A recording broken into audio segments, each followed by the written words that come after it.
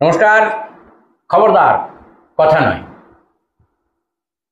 আপনারা হয়তো ভাবছেন যে সদ্য সমাপ্ত বা স্থগিত যুদ্ধ বা আক্রমণ যেটাই ভাবেন সেই নিয়ে বোধহয় আলোচনা করব। ঘটনাটা তা না। আসলে হঠাৎ করে ঢাক বাজতে শুরু করেছে। আমরা পৃথিবীর চতুর্থ অর্থনৈতিক দেশ হয়ে গিয়েছি। খুব আনন্দ হয়েছে, আমার ভীষণভাবে আনন্দিত। ভারতীয়দের 95% হয়তো এই মুহূর্তে বিষয়টা বোঝেন না, তবে একদম নিশ্চিত করেই বলতে পারি প্রায় 100% রাজনীতিকরা ব্যাপারটা বোঝেন। এই যে 5 ট্রিলিয়ন বা ইত্যাদি তারা বোঝেন। সাংসদ, বিধায়ক, গ্রাম পঞ্চায়েতের প্রধানও বোঝেন এখন, আমার ধারণা, কিন্তু আমরা বুঝতে পারছি না। এই বুঝতে পারছি না বলেই রবীন্দ্রনাথের সেই কথাটাই বারবার মনে হচ্ছে, ওই ঢাকের কথাটা যে বললাম, বাবু যত বলে পারিষদ দলে বলে তার শতগুণ। আশঙ্কা থেকে আর কেন বুঝতে পারছি না কি কোন জায়গায় বিষয়টা। সেই জন্যই আজকে রাজ্যের আপনাদের অত্যন্ত পরিচিত অর্থনীতিবিদ প্রফেসর ডক্টর সেলিম শাহকে আমি আমন্ত্রণ জানিয়েছিলাম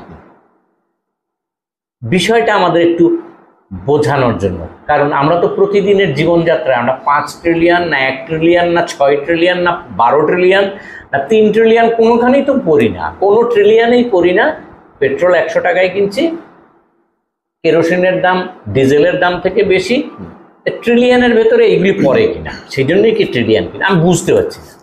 সেই জন্যই সেলিম শাহকে আমন্ত্রণ জানানো, ওনার কাছ থেকেই জানবো, উনি ছাড়া কে বলবেন।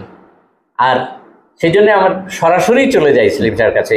একটা বিষয়, এই যে বিষয়গুলি বললাম সেই বিষয়গুলি জাপান থেকেও আমরা এগিয়ে গিয়েছি, শুনতে খুব ভালোই লাগে।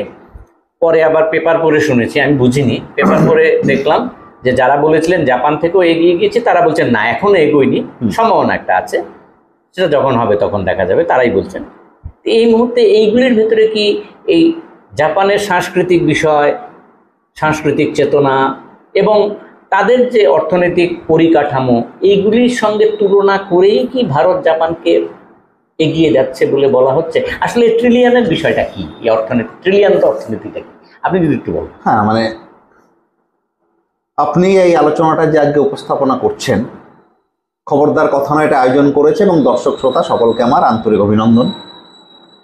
মানে এই বৃষ্টির মধ্যে রাজ্যে বন্যা পরিস্থিতি এবং আগরতলা শহর প্রায় বানভাসী। এই সময়ে দাঁড়িয়ে আমরা এই আলোচনাটাও করছি এর সঙ্গে, কারণ এই আলোচনাটা হওয়া জরুরি এবং এই আলোচনাটার জন্য আপনাদেরকে ধন্যবাদ জানাচ্ছি। দেখুন, একটা কথা কি, আমি কেন বানভাসী কথাটা বললাম, যে অনেক সময় পলিটিক্যাল গিমিক অথবা কখনো কখনো অর্ধসত্য আর বাস্তবের মধ্যে একটা ফারাক থাকে। যেমন আমাদের ঠিক যিনি পূর্বতন মুখ্যমন্ত্রী, মানে আজকে যিনি মুখ্যমন্ত্রী তার ঠিক আগের মুখ্যমন্ত্রী, তিনি এখন আমাদের তিনি সাংসদ, আজকে মাননীয় সাংসদ, তিনি মুখ্যমন্ত্রী সাংসদ দারুণ কথা বলেছিলেন যে মাত্র 3 বছর দেখুন যে আপনার আগরতলায় যারা আত্মীয় স্বজন এসেছে, যারা এসেছে এবং আপনি মুখ দেখাতে পারেননি, আগরতলার এই দুরবস্থা, বর্ষায় বানভাসী ডুবে যায়, 3 বছর পরে আগরতলা এতটাই উন্নত জায়গায় পৌঁছাবে এবং এতটাই স্মার্ট সিটি এবং এটা এমন একটা অবস্থা হবে, জল নিকাশি ব্যবস্থা, ঝকঝকে আগরতলা, আপনি আপনার সে সমস্ত দূরের আত্মীয়দের ডেকে এনে দেখাবেন। বাস্তবে দেখা গেল এখনো কিন্তু ন্যাচারাল ক্যালামিটিকে কন্ট্রোল করার মতো, অতি বর্ষণে আগরতলাকে বানভাসী না হওয়া থেকে রক্ষা করার মতো পরিস্থিতি তৈরি হয়নি। এবং স্মার্ট সিটি হওয়ার পরে বা স্মার্ট সিটির অর্ধসমাপ্ত স্মার্ট সিটিতে এই সমস্যারও বর্ধিত হয়েছে, বেড়েছে। এইটা হচ্ছে অনেক সময় যে বলা, যেটা একটা বার্তা দেওয়া, পলিটিক্যাল রাজনৈতিক বার্তা, আর তার সঙ্গে বাস্তবতার ফারাক থাকে। এইবারে যে আমি বিতর্ক বলবো না, যে অর্ধসত্যটা, এইবারে ধরুন যে অর্ধসত্যটা উত্থাপিত হয়েছে, এটা উত্থাপন করেছেন আমাদের নীতি আয়োগের যিনি chief executive officer, CEO BVR Subrahmanyam just 4 দিন আগে একটি সাংবাদিক সম্মেলনে বলেছেন যে আমরা অলরেডি জাপানকে সুপারসিড করে 4 নম্বর অর্থনীতি জায়গায় পৌঁছে গেছি। এবং এটা কিন্তু ইন টার্মস অফ জিডিপি, এবং জিডিপিটা ট্রিলিয়ন মানে লক্ষ কোটিতে মাপা হচ্ছে। ট্রিলিয়ন নাথিং, ট্রিলিয়ন তো একটা ইউনিট, মানে লক্ষ কোটি। এটা বুঝতে সুবিধা হয় যে কোন অর্থনীতি কত trillion in terms of dollar. তাহলে ডলারের হিসেবে অর্থনীতি কত ট্রিলিয়ন রোজগার করছে বছরে, গ্রস তার যে ডোমেস্টিক প্রোডাক্ট জিডিপি, তার এই গ্রস ডোমেস্টিক প্রোডাক্ট মোট উৎপাদনের পরিমাণটা আমরা লক্ষ কোটিতে প্রকাশ করছি ডলারের হিসেবে, এটাই ট্রিলিয়ন। এখন এইখানে 1 থেকে 10 পর্যন্ত বা বিভিন্ন কান্ট্রি র্যাঙ্ক আছে। পৃথিবীর 197টা দেশেরই কিন্তু কম বেশি র্যাঙ্ক রয়েছে, সাহস প্রত্যেকে একটা করে র্যাঙ্ক থাকবে। এবং ভারতবর্ষ এবং চায়না যেহেতু বৃহৎ জনসংখ্যার দেশ, কাজেই আমাদের র্যাঙ্ক কিন্তু প্রথম থেকেই 1 থেকে 10 বা 12-র মধ্যে আমাদের র্যাঙ্ক সবসময় রয়েছে। এই না যে এটা জিডিপির টার্ম, সেটা খুব অভিনব কিছু। এখন যদি জিডিপি হিসেবেই ধরে নিই, তাহলে কেন বলা হচ্ছে যে মাননীয় সুব্রমণিয়াম জি তিনি কেন এখানে অর্ধসত্য বললেন, তিনি ফুল ট্রুথ বললেন না? আসলে IMF এর 2024-এর শেষের দিকে, সরি এই বছর এপ্রিলে, 2025-এর এপ্রিলে ইন্টারন্যাশনাল মনিটারি ফান্ড, আমাদের যে বিশ্ব যে আর্থিক সংস্থা, তারা একটি সমীক্ষা দিয়েছে এবং এই সমীক্ষায় বলছে যে ভারতবর্ষের সম্ভাবনা দেখা দিয়েছে জাপানকে সুপারসিড করে যাওয়া, অতিক্রম করে যাওয়ার ইন টার্মস অফ জিডিপি। মানে আমার মোট যে রোজগার, মোট যে উৎপাদন দেশের, তাতে সম্ভাবনা আছে। সেই সম্ভাবনা কত, সেটা কিন্তু এখনো হয়নি।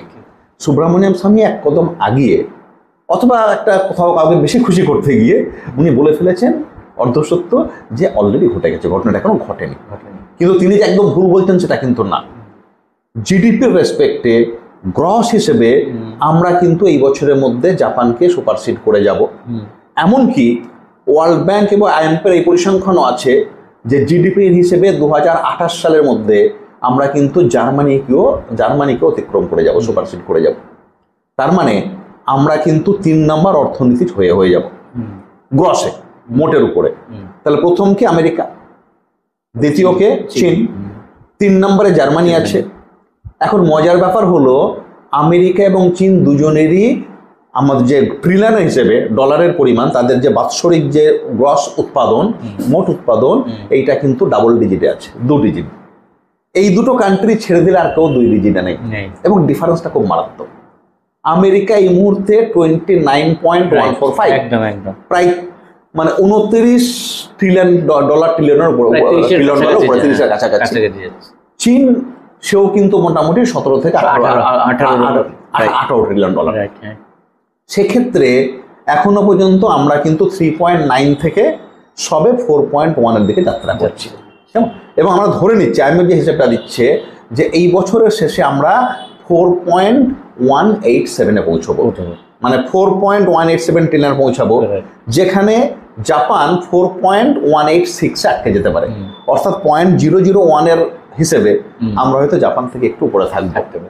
এইটা হচ্ছে গ্রসের হিসেব। কাজে সেদিক থেকে দেখতে গেলে বিষয়টা কিন্তু ট্রিলিয়ন হিসেবে যে বলেন এইটা, কিন্তু আসল ব্যাপারটা হলো, যেটা আমি জানি আপনি যে কিছু জানতে চাইবেন, যে আসলে কি আমরা গ্রস দিয়েই যাব নাকি অন্য কোনো পরিমাপক আছে, অন্য কোনো ইন্ডিকেটর আছে?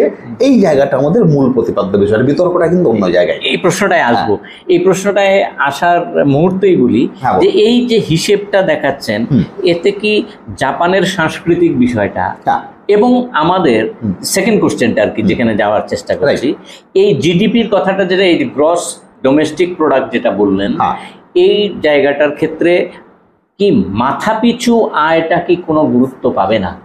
2 দেশের মাথাপিছু আয়, এই যে জিডিপি, জিডিপিতে আমরা জাপানকে যদি এগিয়ে যাই, আমরা কি মানে মাথাপিছু আয়েও, পার ক্যাপিটা ইনকাম কেউ তো কি জাপানকে আমরা ছাপিয়ে যেতে সক্ষম?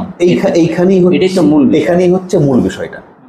মূল বিষয়টা এখানে কেন বলি, যে অর্থনীতি যে প্রথম বর্ষের ছাত্র, মানে কলেজে ভর্তি হচ্ছে ফার্স্ট সেমেস্টার যে ছাত্র, তাকে আমরা এগুলো পড়িয়ে থাকি। আচ্ছা, যে একটা অর্থনীতিকে কখনোই তার মোট উৎপাদন বা মোট আয়ের হিসেবে দেখবে না।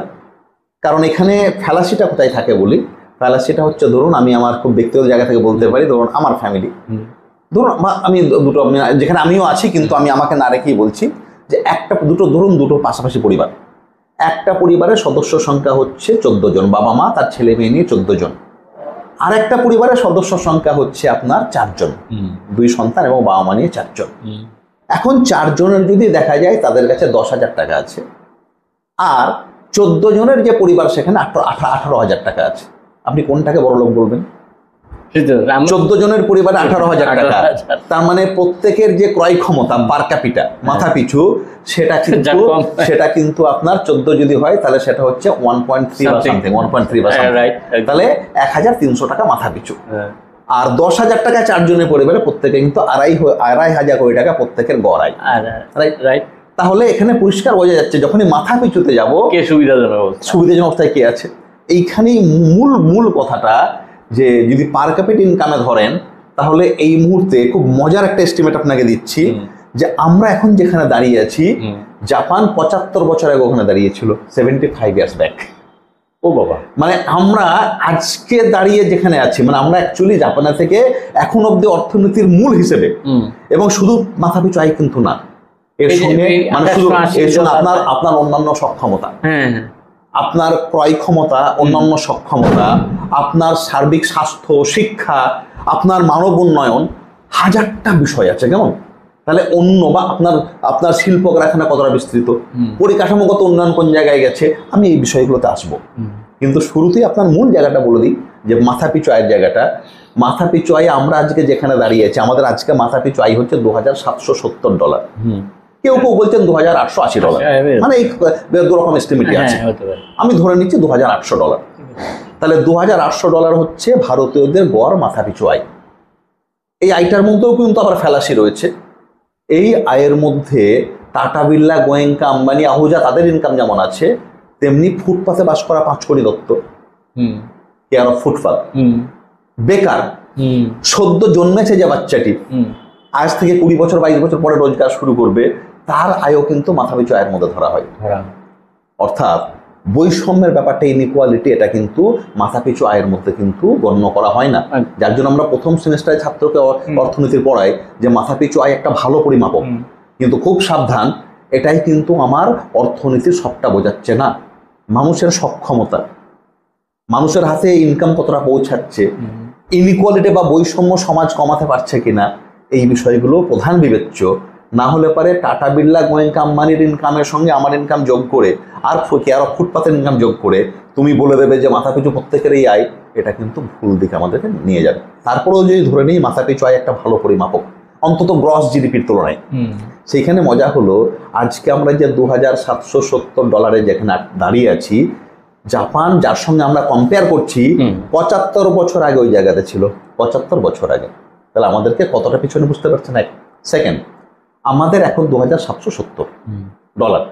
এই মুহূর্তে জাপানের হচ্ছে মোটামুটি ভাবে ধরুন 35,000, 34,000 সামথিং, $35,000 হচ্ছে মাথা পিছু আয়। যদি এটাকে আপনি টাকাতে কনভার্ট করেন, আমি ধরে নিচ্ছি 80 টাকা, 80-র একটু বেশি, আমি ডলারটা ধরে নিচ্ছি $1 সমান 80 টাকা। যদি IMF বলছে এটা 85 করো, কারণ ফিউচার এস্টিমেট আছে, আমি 80 টাকায় ধরছি এই বোঝার সুবিধার্থে। 80 টাকার হিসাবে যদি করি, তাহলে আমাদের বাৎসরিক পার হেড, আপনার ইনকাম, আমার ইনকাম, একজন বড় প্রতিষ্ঠিত ডাক্তারবাবুর ইনকাম, একজন বেকারের ইনকাম, একজন শিশুর ইনকাম, একজন ভিখিরির ইনকাম, আর টাটা, বিড়লা, গোয়েঙ্কা, আম্বানির ইনকাম, সুপ্রিম কোর্টের জাজ যিনি চিফ জাস্টিস তার ইনকাম, সবার গড় ইনকাম হচ্ছে 2,26,000 টাকা বছরে। তার মাসে কত? মাসে 19,800, 19,700 বা 18,700, একটা কিছু হবে, 19,000-এর কাছাকাছি। ঠিক আছে, এইটা হচ্ছে আমাদের মাথা পিছু। কিন্তু আমি বারবার বললাম যার ইনকাম নেই তারকেও কিন্তু বড় ইনকামটা এটা একটা অঙ্কের হিসেবে। জাপানের ক্ষেত্রে এটা হচ্ছে 28 লক্ষ টাকা পার হেড।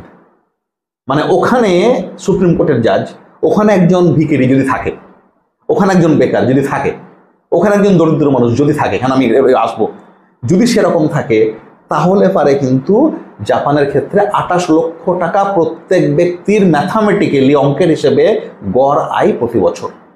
তাহলে আমি যদি মাসিক ধরি, মান্থলি কত? মান্থলি আমাদের যেখানে বলছে 19,800 টাকা পার হেড, জাপানে হচ্ছে 2,33,000 টাকা পার হেড। তাহলে আমাদের থেকে কত গুণ? আমাদের থেকে 12 গুণ। তাহলে অ্যাভারেজে আমি, আপনি, আমাদের সুপ্রিম কোর্টের চিফ জাস্টিস, আমাদের প্রধানমন্ত্রী, প্রত্যেকে জাপানের তুলনায় কত গুণ গরিব? আমরা জাপানের তুলনায় 12 গুণ গরিব। হ্যাঁ, জাপান আমাদের তুলনায় 12 গুণ রিচ, 12 টাইমস। তাহলে এই কারণেই বলছি যে এই মুহূর্তে শুধু গ্রস ইনকাম দিয়ে দেখলে হবে না, আপনার মানুষের হাতে ইনকাম কতটা পৌঁছাচ্ছে, গড় ইনকাম বাড়াতে পারলেন কিনা, মানুষের সক্ষমতা হলো কিনা, তারপরেই তুলনা হবে, না হলে জাপানের সঙ্গে আমাদের ওইভাবে তুলনা হয় না। কেন হয় না বলি, ধরুন জাপানের সঙ্গে আমাদের কিছু, আমি একটা অন্য খুব ইন্টারেস্টিং ঘটনা বলি, একটা অন্য বিষয়ে অবতারণা করি যেটা হয়তো দর্শকদেরও ভালো লাগবে। যে জাপানের সঙ্গে যখন তুলনা করছি, জাপানও এশিয়ান কান্ট্রি, আমরাও এশিয়ান কান্ট্রি, আমরা দক্ষিণ এশিয়ায় আছি, জাপান পূর্ব এশিয়াতে আছে, এইটুকু। এইবার এবং তাকে সূর্যোদয় দেশ বলা হয় এই কারণে। জাপান অনেক ছোট, তার জনসংখ্যা 13 কোটিরও কম। 2023 সালে জনসংখ্যা ছিল 12.45 কোটি, মানে 12.5 কোটির কাছাকাছি। 2013 সালে ডিক্লাইনিং পপুলেশন, এটা কমে হয়ে গেল 12 কোটির কাছাকাছি। জাপানে কিন্তু পপুলেশন কমছে এবং এজেড পপুলেশনও কিন্তু বাড়ছে, কিন্তু গ্রোথ রেটটা কমে যাচ্ছে, শিশুর সংখ্যা কমে যাচ্ছে, যৌবন কমে যাচ্ছে। জাপান একটা এটা একটা জাপানের ক্রাইসিস। আমাদের ঠিক উল্টোটা, আমাদের এখানে প্রায়, আমাদের যদিও সেন্সাস হয়নি, 2011 পরে কোনো সেন্সাস হয়নি, এটা আমাদের ড্রব্যাকস, কিন্তু তারপরেও মোটামুটিভাবে যে এস্টিমেট আসছে তাতে দেখা যাচ্ছে আমাদের জনসংখ্যা হচ্ছে 146 কোটি, প্রায় কম বেশি 145 থেকে 46 কোটি। 37% হচ্ছে ইয়াং ফোর্স, যেটা পৃথিবীর আর কোনো দেশের নেই। আমাদের যে উৎপাদন ক্ষমতা, পোটেনশিয়াল যদি কাজে লাগানো যায়, তাহলে আমরা একটা সুপার ডুপার জায়গাতে এই মুহূর্তে আছি, খুব একটা সুপ্রিমেসির জায়গাতে আমরা আছি। আমি বলবো এরকম একটা জায়গাতে আমরা আছি। তাহলে সেই জায়গায় দাঁড়িয়ে আমাদের একটা সম্পদ, পপুলেশন আমাদের সম্পদ, কিন্তু জনসংখ্যা এত বেশি, আমাদের দেশটাও বড়, জনসংখ্যাও বেশি। এইবার জাপানের সঙ্গে আমাদের, ধরুন এবার আমি বলি যে সামাজিক একটা করে বলি, আমরা কম্পেয়ার করার সময় মজা লাগে যে জাপানেরও প্রধান খাদ্য হচ্ছে ভাত, আমাদেরও প্রধান খাদ্য ভাত, rice is the staple food. জাপানেরও মাছ খাই, আমরাও মাছ খাই। পার্থক্য কি?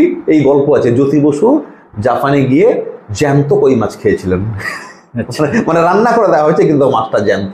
ওদের নাকি এরকম ভাবে জলের মধ্যে কি সব সুযোগ, রান্না টান্নার ব্যবস্থা, যেরকম মিথ এগুলো। জাপানিরাও মাছ কিন্তু খুব পছন্দ করে। তাহলে সংস্কৃতিগত একটা মিল আছে। বিকোয়েস্ট মোটিভ মানে হচ্ছে, ধরুন আমরা আমাদের সন্তান সন্ততির জন্য সম্পদ রেখে যাই, ভবিষ্যতের জন্য সম্পদ রেখে যাই, আমার বুড়ো বছরের জন্য সম্পদ জমাই। এই টাকা পয়সা জমানোর ক্ষেত্রে ভারতীয় এবং আমেরিকানরা তারা অগ্রগণ্য। তারপরেই কিন্তু জাপান এবং চায়না, এরাও কিন্তু বিকোয়েস্ট মোটিভ। কিন্তু একটা ছোট্ট পার্থক্য আছে, আমেরিকানরা এবং ইন্ডিয়ানরা আমরা যেটা করে থাকি, আমরা আমাদের ভবিষ্যৎ, আমরা হচ্ছে অল্ট্রুইস্টিক, মানে আমরা যখন টাকা পয়সা জমাই, আমরা আমাদের পরের জেনারেশন, পরবর্তী প্রজন্মের কথা ভেবে জমাই, এবং এগুলোকে মানে ধনের মতো, জকের ধনের মতো রেখে যাওয়া পছন্দ করি। নিজে ভোগ করলাম না, আমি আমার সন্তানরা রেখে গেলাম।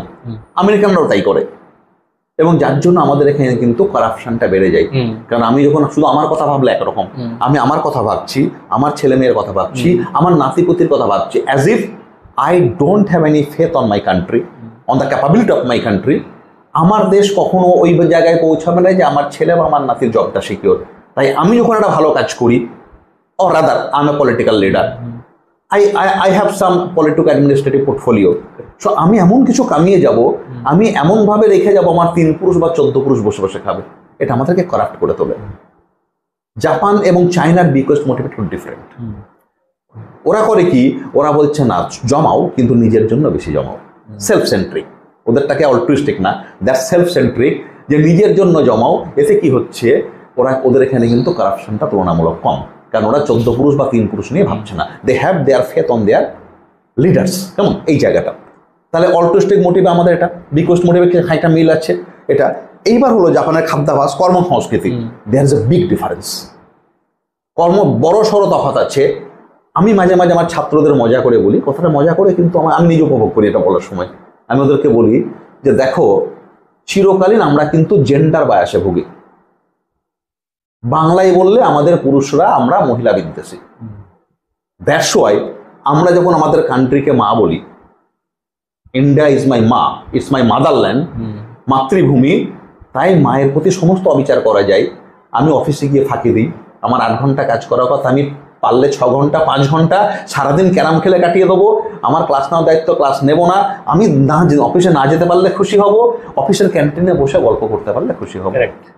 I don't have any responsibility, liability. We have only rights, but not any responsibility. এটা অদ্ভুত একটা ব্যাপার আমাদের, কেমন এটা আমাদের সাইকোলজি। এবং আমরা আমাদের কেন পাচ্ছি, ইটস মাই মাদারল্যান্ড। জাপানিরা বলে ফাদার্স ল্যান্ড।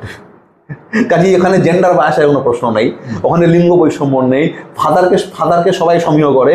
জাপানিরা 8 ঘন্টা শিডিউল টাইম, নর্মালি ওরা 2 ঘন্টা এক্সট্রা টাইম দেয় ফ্রি অফ কস্ট, যে আমি আমার 8 ঘন্টা for my own survival, the rest 2 hours this is for my country, my father's land. আমি আমার পিতৃভূমির জন্য বাকি 2 ঘন্টা দিচ্ছি, এটা প্রতিদিন। এবং প্রতিদিন চেষ্টা করে 8 ঘন্টা শিডিউল টাইম বাড়ে একটু অ্যাডিশনাল সময় ওরা নির্বাহ করার চেষ্টা করে অফিসে বা আদালতে বা কারখানায় প্রত্যেক দিন, যে 8 ঘন্টা for my self and my family for survival, and বাকি 2 hours or 1.5 hours what ever extra আমি গিভিং, এটা হচ্ছে আমার কান্ট্রির জন্য, আমার দেশের জন্য, ফর মাই কান্ট্রি। তার এখানে একটা কর্মসংস্থানের ডিফারেন্স আছে। শিক্ষা, আমাদের শিক্ষা ব্যবস্থা এখনো কিন্তু ঢুকছে। আমরা ম্যাকলে সিস্টেমে থাকবো, আমরা যেখানে এক্সেল করেছিলাম যে শিক্ষা ব্যবস্থায়, আবার সেখান থেকে সরে গিয়ে একটা সনাতনী ট্র্যাডিশনাল ব্যবস্থাপনায় ঢুকে যাওয়ার চেষ্টা, এবং সেখানে কোথাও স্কিল, কোথাও আবার হচ্ছে ভ্যালু মিলিয়ে মিশিয়ে একটা খিচুড়ি পাকানোর চেষ্টা করছি। আমাদের শিক্ষা ব্যবস্থার উপর ওয়েস্টার্ন ওয়ার্ল্ড বা মডার্ন সোসাইটির কিন্তু সেই ভরসা নেই, আমরা তৈরি করতে পারিনি। যার জন্য আমাদের শিক্ষা, আমাদের এখান থেকে একটা ছাত্রছাত্রীর বাইরে পড়াশোনা করতে গেলে তাকে অনেকগুলো পরীক্ষা দিয়ে নতুন করে ওখানে 1 বছরের MS করতে হচ্ছে। তখন আমাদের শিক্ষা ব্যবস্থার উপর সত্যি আমাদের মধ্যে কেউ বিদেশে খুব ভালো করছেন, দ্যাটস ডিফারেন্ট। তাদের যারা বিদেশে ভালো করছেন দেখবেন প্রত্যেকেরই এখানকার শিক্ষা ব্যবস্থা একটা পর্যায় পর্যন্ত, পরবর্তী উচ্চ পর্যায়টা তাদের বিদেশে, হায়ার এডুকেশনটা, এবং তারা মেধাবী ছাত্র, তারা বাইরে, ইটস আ ব্রেন ড্রেন। কিন্তু স্বাভাবিকভাবে আমরা ইন্ডিয়াতে যারা করে কম খাচ্ছি, আমরা কালকে রাতারাতি সুইচ ওভার করতে চাইলে, শিফট করতে চাইলে আমাদের চট করে এখন নেবে না। জাপানের শিক্ষা ব্যবস্থার উপর কিন্তু লোকজনের ভরসা আছে, এবং এটা কিন্তু একটা এস্টাবলিশ সিস্টেম, এবং খুব খুব রেসপেক্টফুল একটা গ্লোবালি একটা রেসপেক্টেড মডেল জাপান ডেভেলপ করতে পেরেছে। শিক্ষা ব্যবস্থায় বড়সড় ফারাক। তার মানে আমাদের ক্ষেত্রে আমরা যে মানব সম্পদ তৈরি করছি, ওরা যে মানব সম্পদ তৈরি করছে, একটা হচ্ছে ওদের মানব সম্পদের সঙ্গে আমাদের মানব সম্পদ, আমাদের ডেডিকেশনের, আমাদের যে প্রদান করার যে ইচ্ছা এবং ক্ষমতা, এইখানে বড়সড় ফারাক আছে। আমরা ফাঁকিবাজ, ওরা কর্মঠ। একদম। আমরা দেশকে বঞ্চনা করি, ওরা পিতৃভূমিকে ভালোবাসে। তারপরে জিডিপি গেল। এবং যদি বলেন হেলথের ক্ষেত্রেও কিন্তু ওদের কিন্তু একটা ইউনিভার্সাল হেলথ সিস্টেম ডেভেলপ করেছে। আমরা এখনো পর্যন্ত একটা ইউনিভার্সাল, আমাদের কিন্তু ডিফারেন্সিয়াল হেলথ সিস্টেম, এই ডিফারেন্সগুলো রয়েছে। কাজেই অথবা শিল্প কারখানা ওরা যে অগ্রগতি ঘটিয়েছে, টেকনোলজিতে জাপান যে অগ্রগতি ঘটিয়েছে, আমাদের এখানে ইদানিংকালে একটা বুলেট ট্রেন জাপান থেকে ধার করে আমরা মনে করছি, এবং সেটা আমরা যখন গুজরাটে নিয়ে যাচ্ছি বুলেট ট্রেনটা, আমরা মনে করছি অসাধারণ কিছু করে ফেললাম। এটা তো একটা ওদের থেকে ধার করা এডিশন, এবং এর থেকেও ভালো ব্যবস্থাপনা এবং ভালো পরিবহন ব্যবস্থা জাপানে রয়েছে, এবং 10 গুণ ভালো ব্যবস্থাপনা। তাহলে ওদের পরিবহন ব্যবস্থার সঙ্গে, টাইমিংয়ের সঙ্গে এবং তার এফিসিয়েন্সির সঙ্গে আমাদের কোনো তুলনা হয় না। এবং যদি বলি দারিদ্র, আমরা এখনো পর্যন্ত প্রতিদিন একজন মানুষের $2.15 হিসেবে আমরা এখনো পর্যন্ত অ্যাবসলুট পভার্টি, এক্সট্রিম পভার্টিতে 14 থেকে 16 কোটি লোক। আর অর্থ পভার্টি, দুবেলা খাবার জোগাড় করার ক্ষমতা নেই, যেটা কিন্তু আমাদের নীতি আয়োগের মধ্যে সমীক্ষায় বলেছে, ইকোনমিক সার্ভেতেও সমীক্ষায় বেরিয়ে এসছে, 80 থেকে 82 কোটি লোক যাদের দুবেলা আহার জোগাড় করার ক্ষমতা নেই, সংস্থানের ক্ষমতা নেই। সরকার থেকে সপ্তাহে না কত বা 5 কেজি করে কত মাসে না সপ্তাহে এই 82 কোটি মানুষকে, 80 থেকে 82 কোটি মানুষকে কিন্তু সরকারের রেশন ব্যবস্থায় বাঁচিয়ে রাখতে হয়। জাপানে কোনো রিপোর্টেড পভার্টি নেই, আর আমাদের রিপোর্টের পভার্টির এই পর্যায়ে। তাহলে পভার্টির ক্ষেত্রেও বলতে গেলে জাপানের সঙ্গে আমাদের বড়সড় ফারাক আছে। কাজে এই সমস্ত বিষয়গুলো যদি একসঙ্গে করি, তাহলে জাপানের জায়গায় পৌঁছতে আমাদের মোটামুটি আরও যদি কনস্ট্যান্ট আমরা এফোর্ট দিয়ে যাই, 70 থেকে 75 বছর লাগবে ওই জায়গায় পৌঁছাতে। এখানেই মজাটা। একদম জলের মতো বিষয়টাকে বোঝায়। আমরা আমাদের সময়ের ঘাটতির জন্য বেশি দূর যেতে পারছি না। একটা সর্বশেষ প্রশ্ন আপনার কাছে। 1 নম্বর হচ্ছে এই বিষয়টাতে, যে বিষয়টা এতক্ষণ বললেন, এই অগ্রগতির স্থান নির্ণয়ের ক্ষেত্রে ভারতের অর্থনৈতিক বৈষম্যর কথাটা কিছুটা এনেছেন আপনারা, এই জায়গায় আসা এইটা একটা বাধা হিসেবে থাকতে পারে কিনা? আর এই মুহূর্তে এই যে প্রচারটা, এই যে আমরা জাপানকে পেরিয়ে যাচ্ছি বা ধরতে পারছি ইত্যাদি বিষয়, জিডিপির বিষয়টা আপনি স্পষ্ট করে দিলেন, এই জায়গায় দাঁড়িয়ে আমাদের এই প্রচারটাই কি শুধু গিমিক হিসেবে, আপনি একটা শব্দ ব্যবহার করেছেন, রাইট, এটা চিহ্নিত করা যায় না? এটা যদি বেশি বেশি করে রাজনৈতিক প্রচারে নেওয়া হয়, তাহলে I would say that would be a political gimmick. কারণ বাস্তব অন্য কথা বলছে। বাস্তব হচ্ছে আমার বেকারের কর্মসংস্থানের জায়গাটা তৈরি করতে হবে, একদম মানুষের ক্রয় ক্ষমতা বাড়াতে হবে, একদম রেশন ব্যবস্থায় 5 কেজি চাল না দিয়ে 5 কেজি চাল তার নিজের রোজগার করে আর্ন করার জায়গাটা তৈরি করতে হবে। রাইট।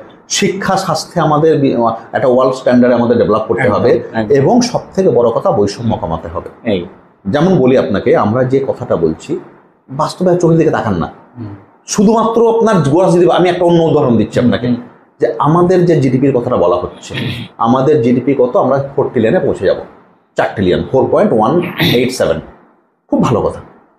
এই 4 ট্রিলিয়ন জিডিপি, এই 4 ট্রিলিয়ন জিডিপি নিয়েও আমাদের যে গড় ইনকাম, পার ক্যাপিটা ইনকাম যেটা বললাম, পূর্ব আফ্রিকার বা আফ্রিকা, সমগ্র আফ্রিকার অনেকগুলো দেশ আছে, মরক্কো, লিবিয়া অথবা কেনিয়া, এই দেশগুলোর তুলনায় আমার এই যে পার ক্যাপিটা যে ইনকাম সেটা কিন্তু অনেক গুণ কম। আমাদের পার ক্যাপিটা ইনকাম হচ্ছে কত বললেন আপনি? 2.770। রাইট। আচ্ছা, আপনি আসুন কেনিয়াতে। কেনিয়া একেবারেই ডেভেলপ কান্ট্রি বলা যাবে না, এবং কেনিয়াকে এখনো পর্যন্ত আমরা ডেভেলপ ধরছি না। ইভেন চায়না যে জায়গাতে আছে, চায়না কিন্তু ডেভেলপড নেশনের দোরগোড়ায় আছে, আর কেনিয়া এরা মধ্য আয়ের দেশও নয়। তারপরেও ওদের পার ক্যাপিটা ইনকাম হচ্ছে $6,000, $6,660 কেনিয়া। যদি মরক্কো এবং লিবিয়ার কথা ধরেন, তাদেরও কারো 4,000, কারো 3,000, আর আমাদের কত? 3,000-এর অনেক কম, $2,770। তাহলে আমরা এই সমস্ত আফ্রিকান কান্ট্রি থেকেও পিছিয়ে আছি। এটা হচ্ছে পিছিয়ে থাকার গল্পটা। আবার অন্য দিক থেকে গল্পটা ধরেন, ধরুন সৌদি আরব। সৌদি আরব অনেক ছোট কান্ট্রি, তার যে জিডিপি সেটা আমার 4 ভাগের 1 ভাগ। আমাদের জিডিপি হচ্ছে এই বছর পৌঁছে যাবে 4.187, মানে আমরা 4 ট্রিলিয়ন পৌঁছে যাব। সৌদি আরব হচ্ছে 1 ট্রিলিয়ন ইকোনমি, 1 ট্রিলিয়ন, তাহলে 1.11, তাহলে 1 ট্রিলিয়ন ইকোনমির সৌদি আরব, তার পার ক্যাপিটা ইনকাম কত? পার ক্যাপিটা ইনকাম হচ্ছে $37,000, মানে $37,000, মানে ও কিন্তু প্রায় 2.5 লক্ষ টাকা per head per month Saudi আরবের। এবং এটা বোঝার জন্য ইভেন সৌদি আরব কিন্তু পার ক্যাপিটায় আমেরিকার থেকে উপরে, কারণ আমেরিকা 10 নম্বরে, সৌদি আরব 7 নম্বরে, কেমন? কারণ সৌদি আরব এতটাই রিচ, এবং এটার জন্য আপনার অর্থনীতির পরিসংখ্যান লাগে না। আপনি চোখ বন্ধ করুন, দেখবেন আমাদের এখান থেকে পিল করে শিক্ষিত ছেলেপিলে ইঞ্জিনিয়ার, যারা এখানে ইলেকট্রিক্যাল ইঞ্জিনিয়ার, মেকানিক্যাল ইঞ্জিনিয়ার, তারা সৌদি আরবে গিয়ে ইলেকট্রিক্যাল লেবার বা মিস্ত্রির কাজ করতে যাচ্ছে, টিউবওয়েলের কাজ করতে যাচ্ছে। তাহলে আমার এখান থেকে লেবার মাইগ্রেটেড হচ্ছে, শিক্ষিত লোকেরা সৌদি আরবে যাচ্ছে, সৌদি আরব থেকে কিন্তু আমার এখানে লোকজন আসছে না। তাহলে আপনি কাকে উন্নত বলবেন? কার সক্ষমতা বেশি বলবেন?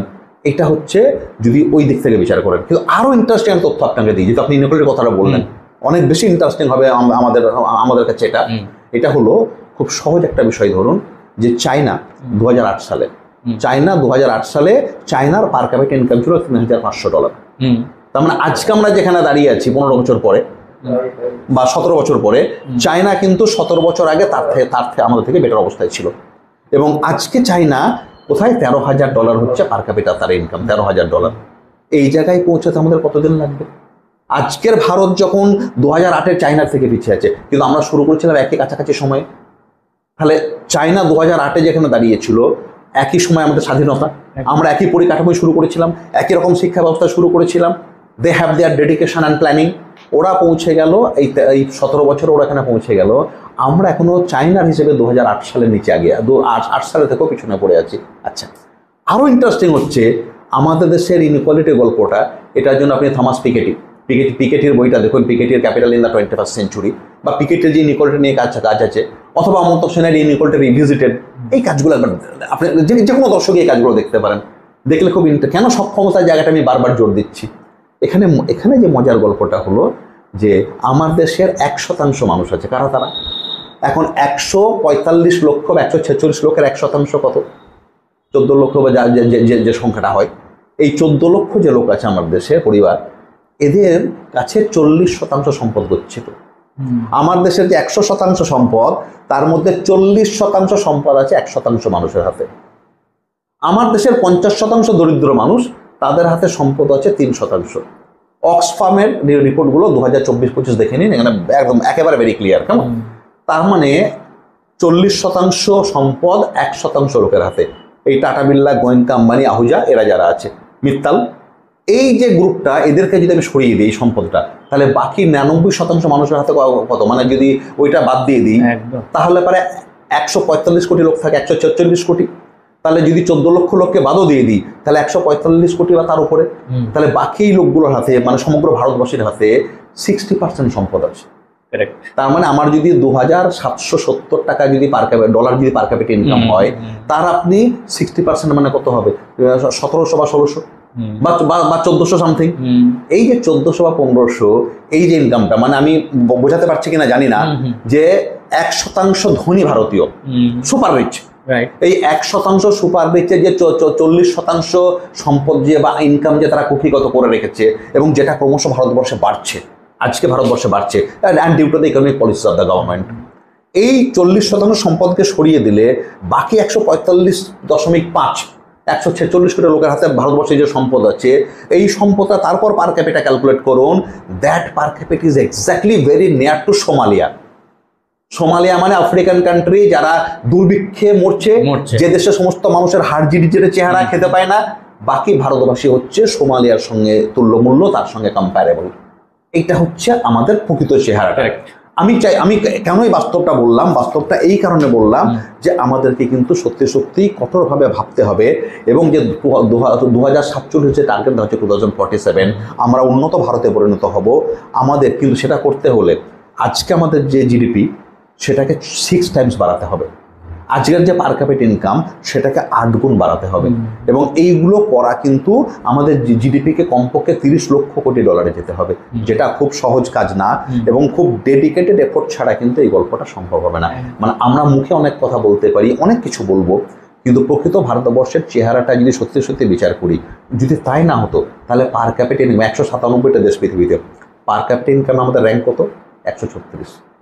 তার মানে আমরা অর্থনীতির হিসেবে কিন্তু 136 নম্বরে, মানে জিডিপির হিসেবে 4 নম্বরে, অর্থনীতির হিসেবে আমরা কিন্তু বা 5 নম্বরে, অর্থনীতি হিসেবে আমরা কিন্তু 136 নম্বরে।